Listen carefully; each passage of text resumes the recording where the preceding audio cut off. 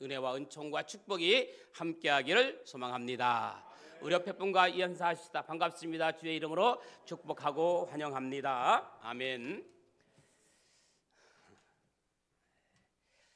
골프를 좋아하는 청년이 하루는 목사님을 찾아와서 하는 말이, 목사님, 천국에도 골프장이 있을까요?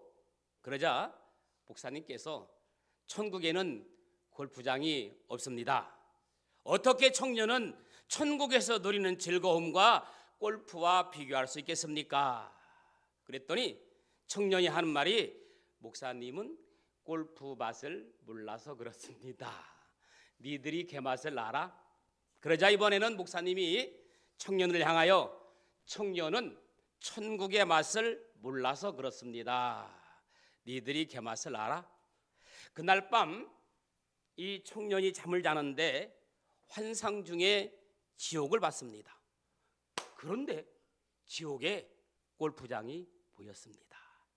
그때 그는 속으로 생각했습니다. 아하, 요즘은 시대가 바뀌어서 지옥의 인권도 개선되어서 지옥에도 골프장이 생겼구나. 그래서 그는 편안한 마음으로 주일마다 교회를 가지 않고 골프를 치다가 죽어서 지옥에 갔습니다.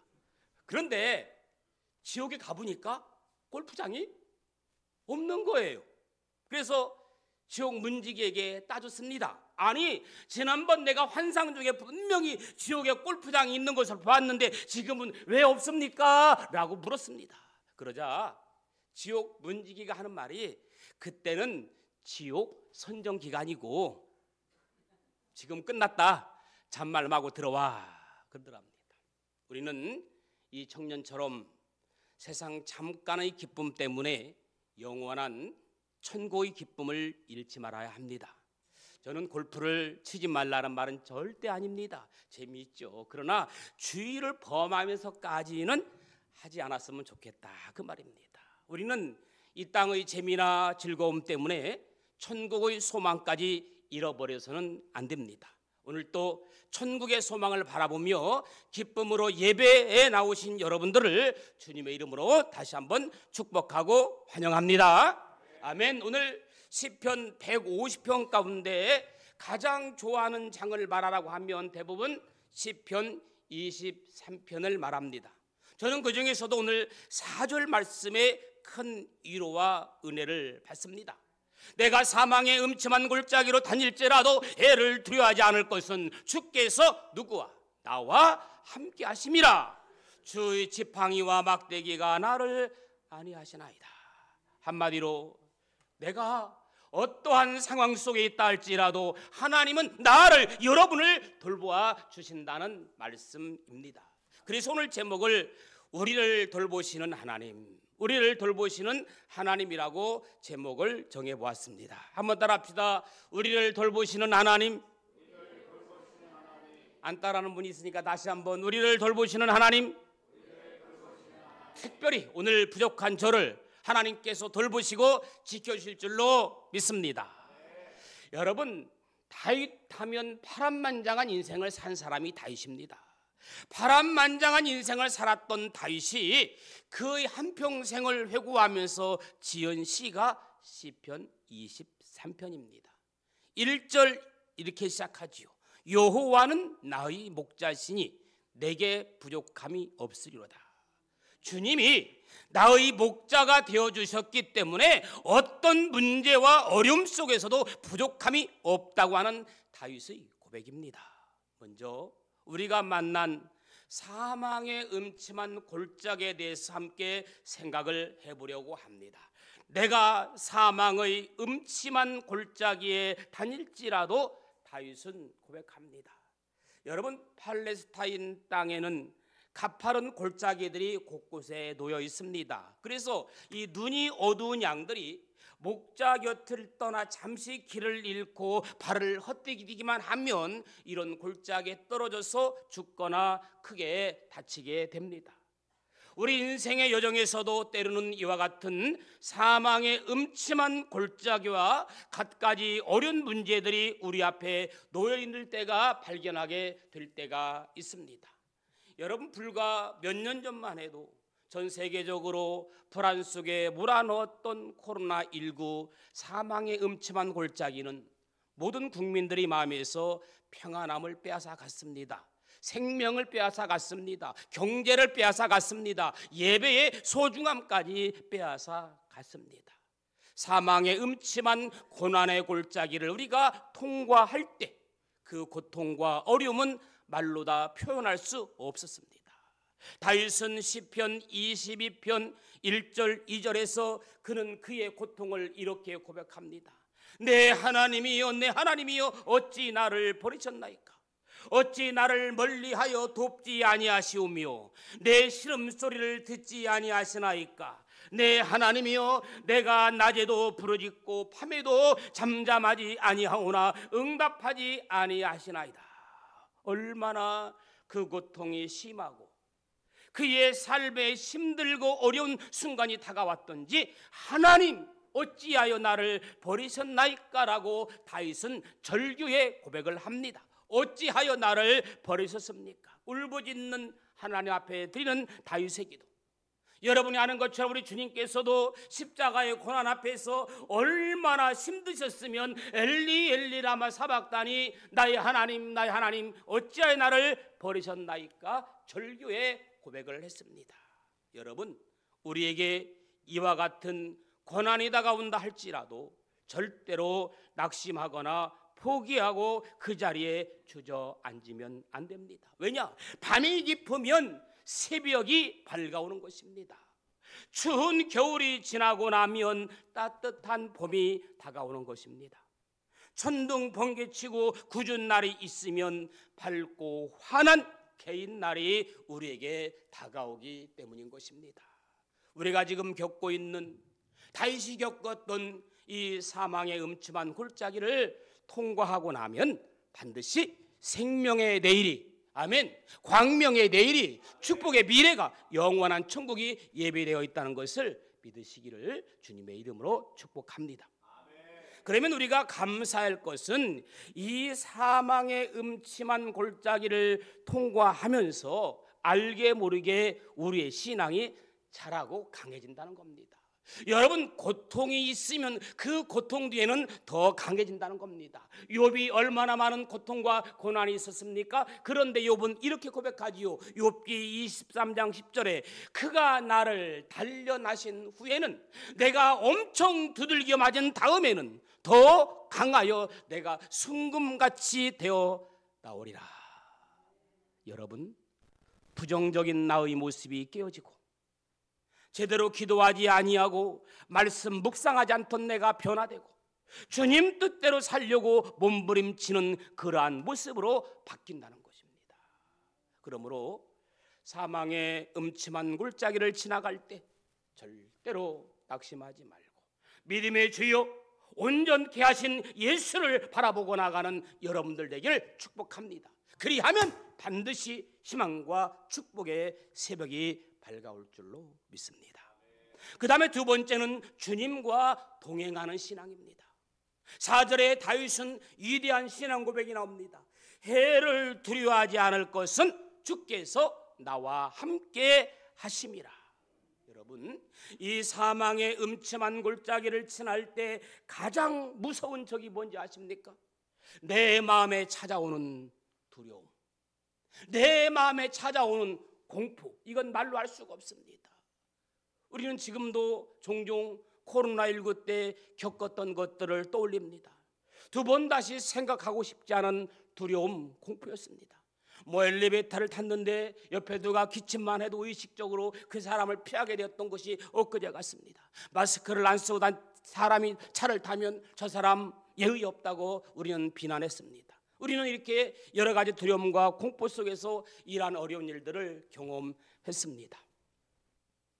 큰 부자였던 욥이 하루아침에 모든 재산을 다 잃고 7남 3녀 자녀를 다 잃고 아내와 가까이 왔던 친구가 다 등을 돌리고 몸의 건강마저 잃어버렸을 때 그는 그 사망의 음침한 골짜기에서 이렇게 외쳤습니다.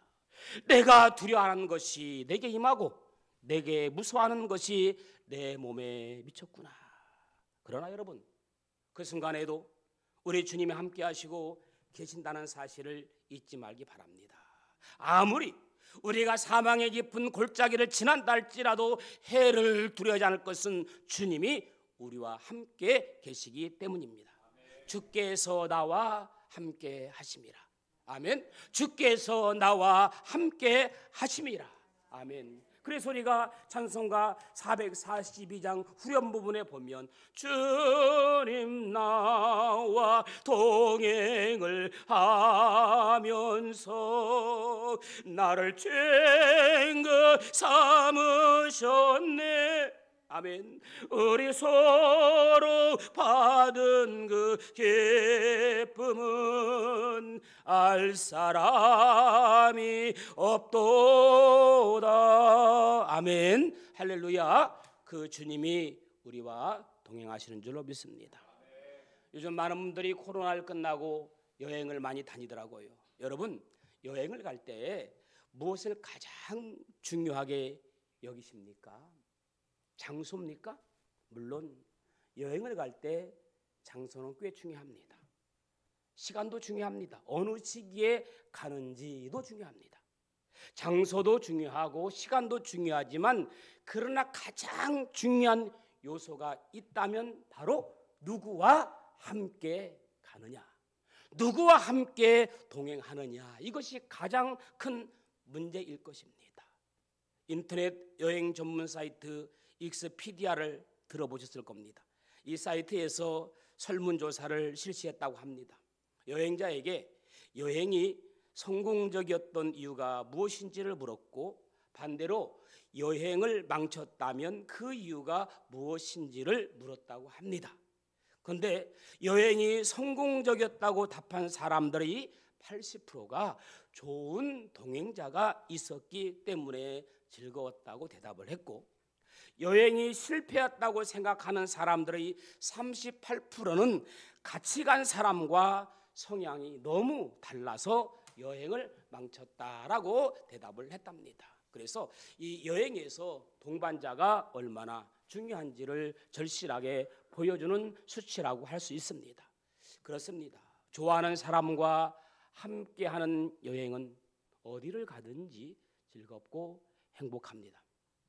제가 저희 딸 예은이가 요즘 데이트를 하는데 제가 그런 말을 해요. 데이트할 때 돈 아끼지 말고 맛있는 것도 좀 많이 먹고 다녀라. 그랬더니 아빠 떡볶이 먹어도 행복해요. 그런 얘기를 하더라고요.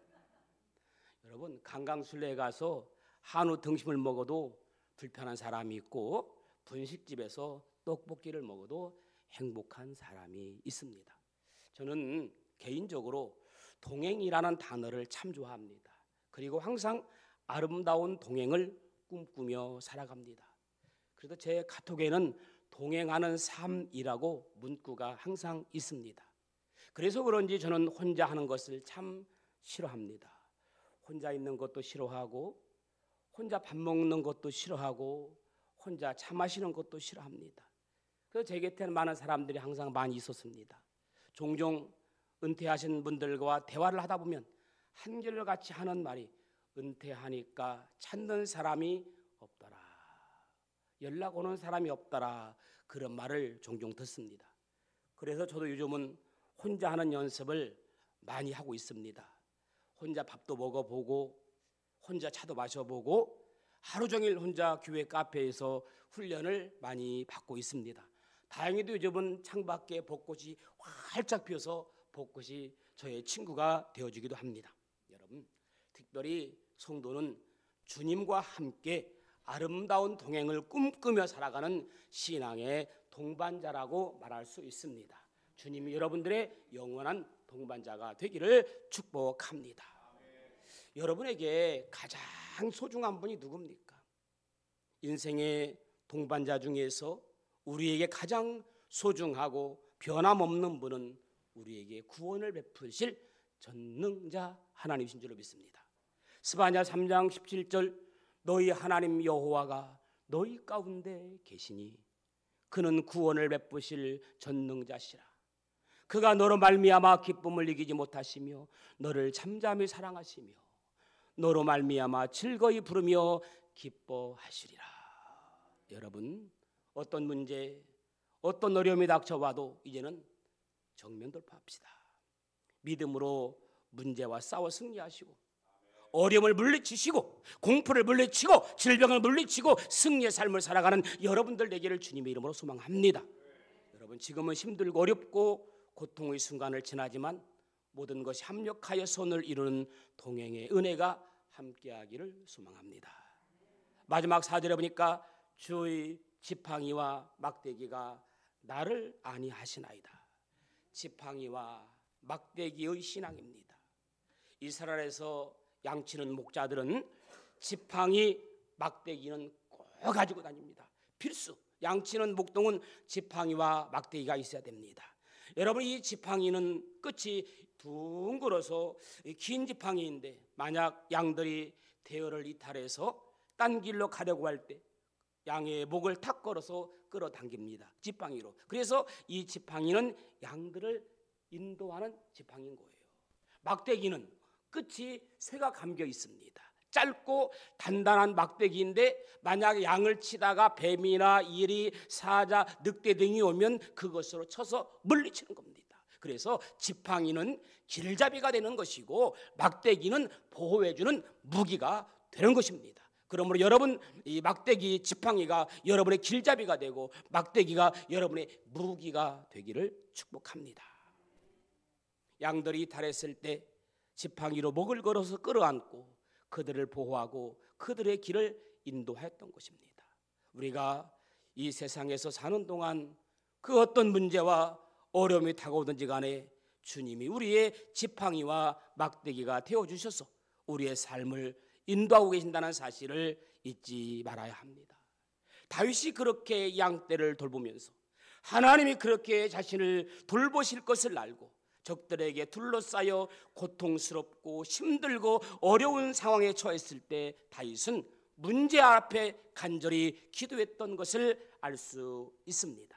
시편 27편 1절에 여호와는 나의 빛이요 나의 구원이시요 내가 누구를 두려워하려 여호와는 내 생명의 능력이시라 내가 누구를 무서워하랴. 여호와는 나의 빛입니다.